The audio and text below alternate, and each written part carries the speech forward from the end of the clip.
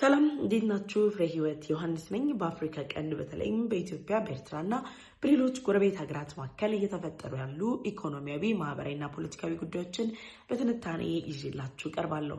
በተለይም ደግሞ ከኢትዮጵያ የቀይ ባህር ጥያቄ ጋር ተያይዞ የሚነሱ ሀሳቦች ላይ አተኩራለሁ።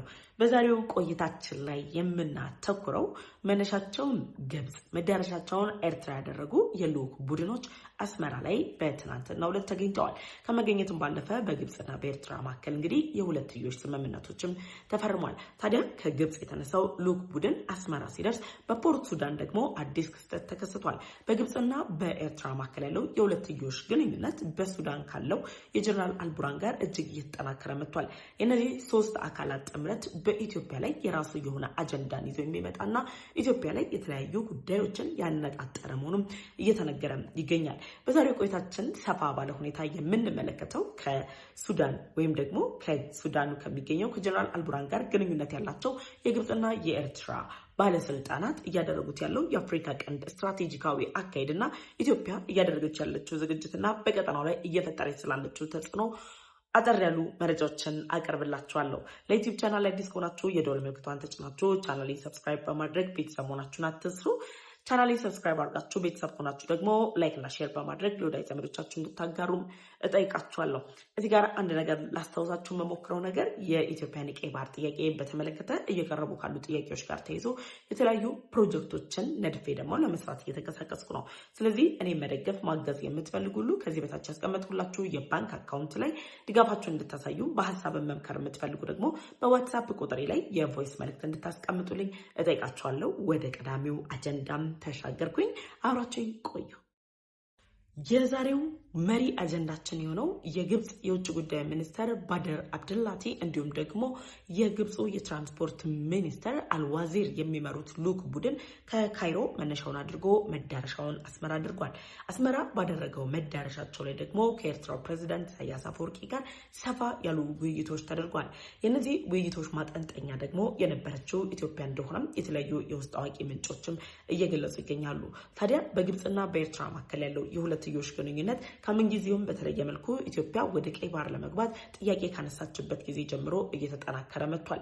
የኢትዮጵያን የቀይ ባህር ጥያቄ ተከትሎ ግብጽ በተደጋጋሚ በይፋ መግለጫ እንደምትገልጸው ለቀይ ባህር ዳርቻ መዳረሻ የሌላቸው ወይም ደግሞ ለቀይ ባህር የማይዋሰኑ ሀገራት ወደ ቀይ ባህር መግባት የለባቸውም በማለት ሀሳቧን ስትገልጽም ቆይታለች። ታዲያ የግብፁ የውጭ ጉዳይ ሚኒስተር በባድር አብደላቲ የሚመራው ልዑክ ቡድን ወደ አስመራ ሲያቀና የልዑክ ቡድን ጉብኝት ብቻ ሳይሆን ከግብፁ ፕሬዚዳንት አብዱል ፈታህ አልሲሲ ለኤርትራው ፕሬዚዳንት እንግዲህ ጥብቅ የሆነ መልእክትን ጭምር ይዞ እንደሆነም እየተነገረም ይገኛል። ታዲያ በግብጽ የውጭ ጉዳይ ሚኒስተር ባድር አብደላቲ እንዲሁም ደግሞ በትራንስፖርት ሚኒስተሩ አልዋዚር የተመራው ልዑክ ቡድን አስመራ እንደደረሰ የግብፁ ፕሬዚዳንት በሰሞኑን የኤርትራ መንግስት ባለስልጣናት ኢትዮጵያ እያነሳች ያለችው የቀይ ባህር ጥያቄ በኤርትራ ላይ የሉዓላዊ ሀገርነት ግዛቷን የሚያፈርስ ወይም ደግሞ ሉዓላዊነቷን የሚጻረርና የመጠቅለል ሀሳብ ነው በማለት ለሚያቀርቡት ክስ ማጠናከሪያ የሚሆን መልእክታቸውን እንግዲህ ፕሬዚዳንቱ ልከዋል። ፕሬዚዳንቱ በላኩት መልእክት ላይ እንዳስተላለፉት ከሆነ ግብጽ የኤርትራን ሉዓላዊነት በሚጥስና የኤርትራን እንደ ሀገር መቆምን የሚገዳደር የትኛውም ኃይል ወረራን ለመፈጸም ፍላጎት ያለውን ኃይል ከኤርትራ ጋር በጋራ በመሆን ለመመከት ዝግጁ መሆኗን ገልጸዋል። በነገራችን ላይ የግብጽ ባለስልጣናት ከኤርትራ ጎን የሚሆኑበት ብቸኛ መንገዳቸው የኢኮኖሚ ፍላጎት፣ ፖለቲካዊ ፍላጎት፣ ስትራቴጂካዊ የሆነ ፍላጎት ሳይሆን ኢትዮጵያ የምትባል ሀገር በአባይ ውሃ ላይ እንዲሁም ደግሞ በህዳሴ ግድብ ላይ የወሰደችባቸውን ብልጫ ለማስመለስና በኢትዮጵያ ላይ የበቀል እርምጃ ለመውሰድ በሚያደርጉት እንቅስቃሴ ነው። ታዲያ የግብፁ ፕሬዚዳንት አብዱል ፈታህ አልሲሲ አሁን ላይ ባለው ሁኔታ የትኛውም ሀገር የኤርትራን ሉዓላዊነት የሚጋፋ ከሆነና በኤርትራ ሉዓላዊነት ላይ የሚመጣ የትኛውም ኃይል ላይ ተመሳሳይ የሆነ እርምጃ ከኤርትራ ጋር ለመውሰድ እንደሚችሉና ያንን ለማድረግ ዝግጁ መሆናቸውን የሚገልጽ መልእክት ለኤርትራው ፕሬዚዳንት ኢሳያስ አፈወርቂ ልከዋል። የኤርትራው ፕሬዚዳንት ኢሳያስ አፈወርቂም እንግዶችን ተቀብለው አስተናግደው ሰፊ የውይይት ሰዓቶች ተደርገዋል።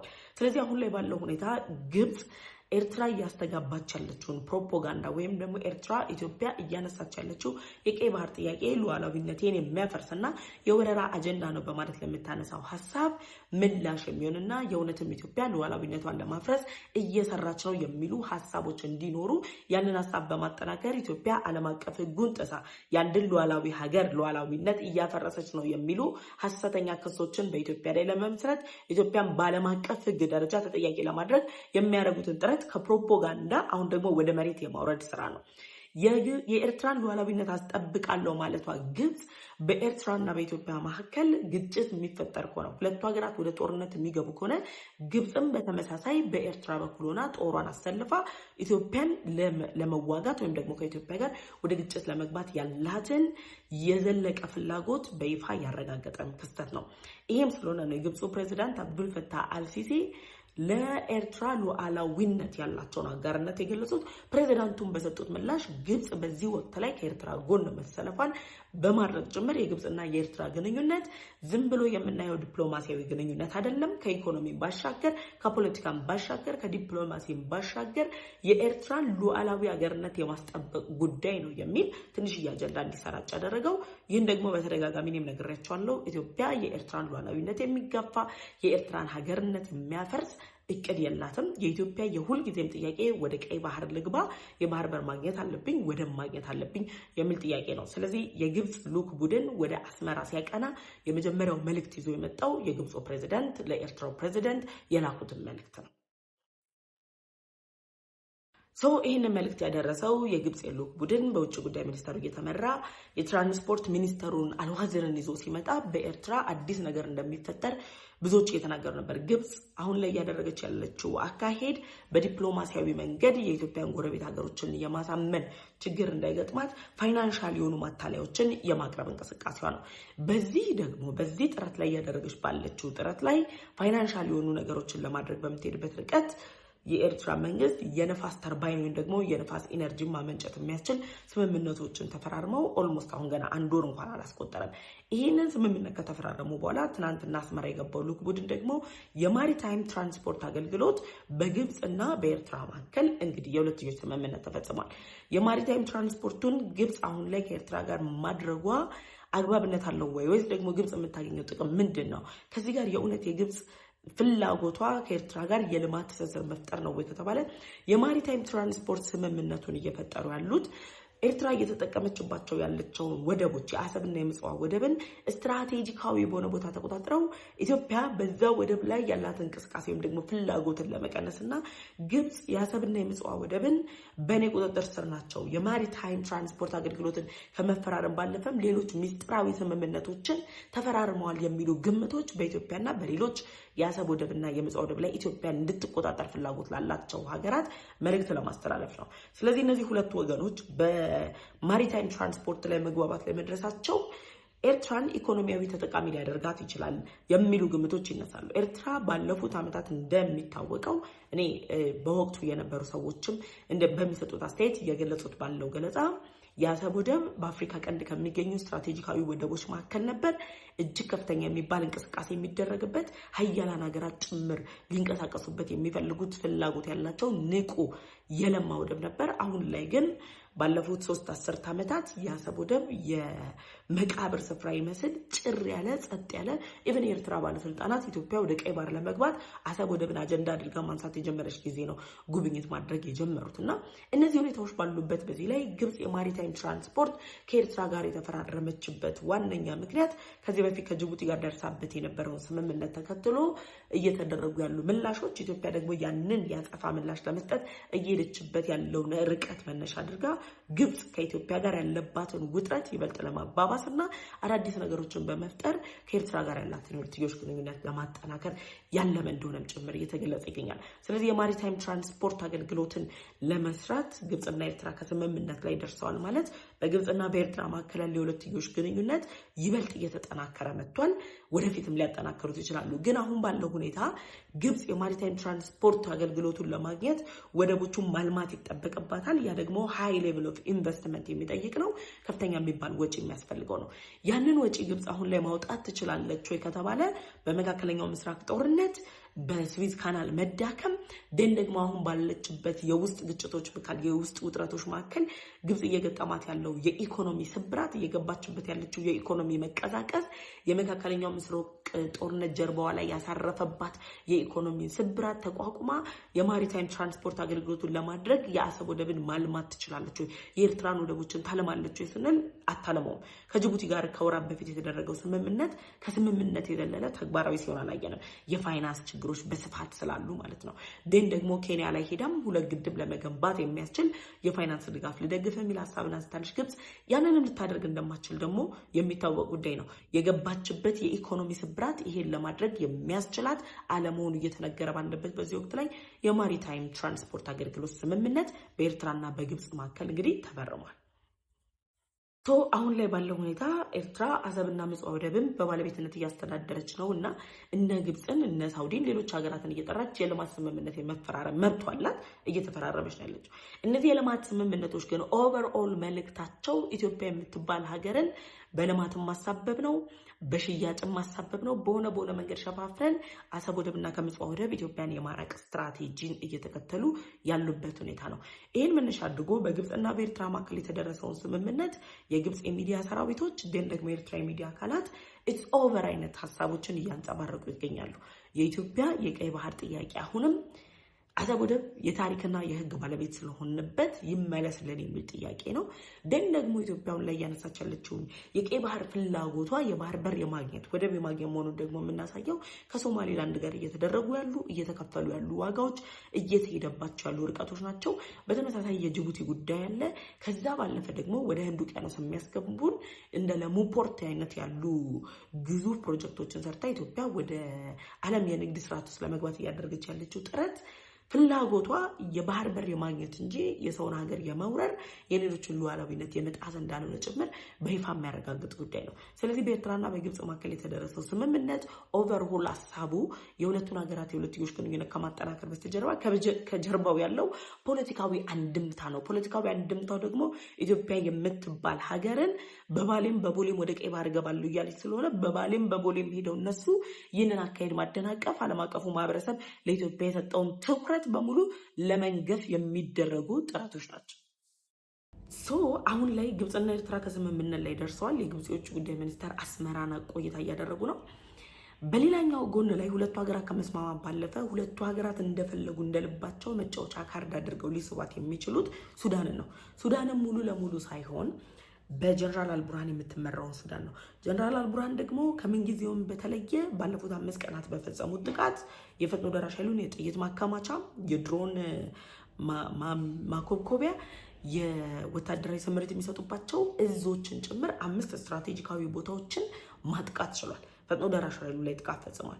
እነዚህ ሁሉ እየሄዱ ያሉት ፈጥኖ ደራሽ ኃይሉም ጥቃቱን እየፈጸመ ነው። የሱዳን ጦርም እየተጠናከረ ነው ያለው። እነዚህ ሁሉ ጥረቶችና እነዚህ እንቅስቃሴዎችን አጠናክሮ ባለው አካሄድ ላይ የሱዳኑ መሪ ጀነራል አልቡርሃን የምትመራው ሱዳንን ኤርትራም ሆነች ግብጽ በግራና በቀኝ ሆነው አጋር አድርገው የማስቀጠል ሂደቱን አጠናክረዋል። በዚህም ልክ አስመራ ላይ የግብጽ ልዑክ ቡድን ሲገባ በፖርት ሱዳን የሚገኘው የኤርትራ አምባሳደር ከሱዳን ጦር መሪ ጀነራል ደራሮ መሐመድ ደራራ ጋር አብረው ተገናኝተዋል። መገናኘት ብቻ አይደለም፣ እነዚህ ሁለት መሪዎች የሁለትዮሽ ንግግሮችን አድርገዋል።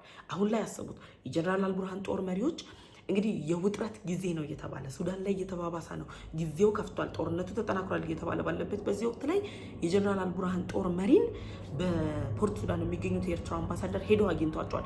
ንግግራቸውም የሆነው የሱዳንን የእርስ በርስ ግጭት መፍታት ነው። የሱዳን የእርስ በርስ ግጭትን መፍታት የነሱ አንደኛ እቅድ።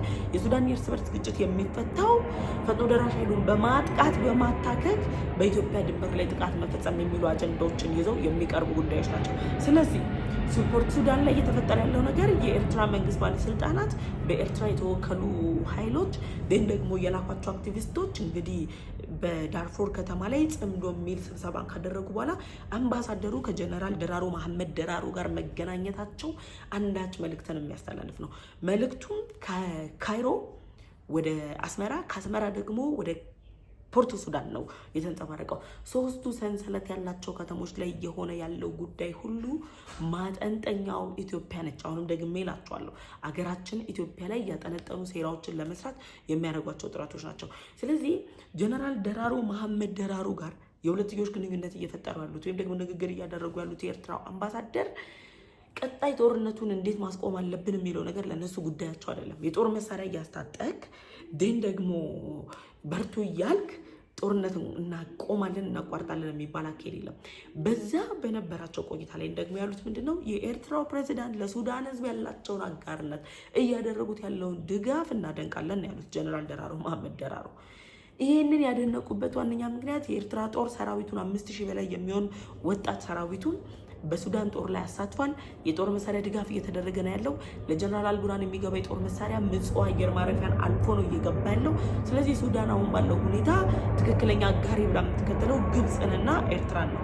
ለዚህም ነው የኤርትራው ፕሬዚዳንት ኢሳያስ አፈወርቂን ያመሰገኑት። ስለዚህ አሁን ላይ ሙሉም ስንመለከተው ከነዚህ 3 ከተሞች ጋር የተሳሰረው የሶስትዮሽ ግንኙነት በቅርብ ቀናት ውስጥ አዲስ ነገርን እንደሚያስደምጠን አዲስ ነገርን እንደሚያሳየን የታወቀ ነው።